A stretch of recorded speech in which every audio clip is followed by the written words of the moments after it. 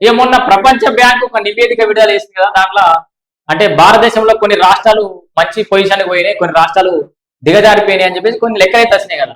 ఇక మనం ముందుగా చెప్పుకున్నట్టుగానే ప్రతిసారి అంటే అది అలవాటే కేటీఆర్ కి, ఏదైనా మంచి జరుగుతునేమో క్రెడిట్ కొట్టేస్తాడు, ఏదైనా నష్టం జరుగుతునేమో ఇది రేవంత్ రెడ్డి చేసిన నోపిస్తాడు. ఎందుకంటే మొన్న రియల్ ఎస్టేట్ భూముల విషయంలో కూడా అట్లే చేసింది కదా, ఇప్పుడు మొత్తం రాష్ట్రానికి సంబంధించిన విషయంలో కూడా గదే చేస్తుంది.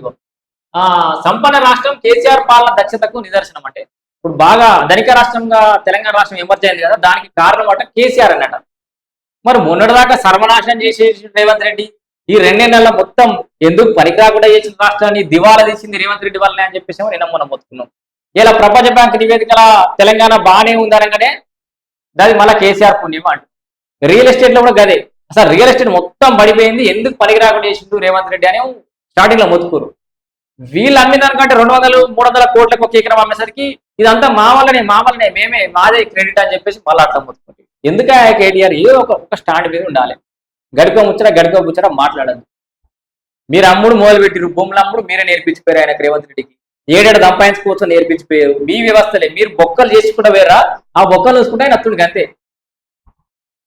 మీరేదో ఉద్ధరించి మీరు మంచి దారి వేసి ఉంటే ముందర నడిచినట్టు మంచి నడితే ఎంత నడిచినట్టు మంచి నడుతాడు.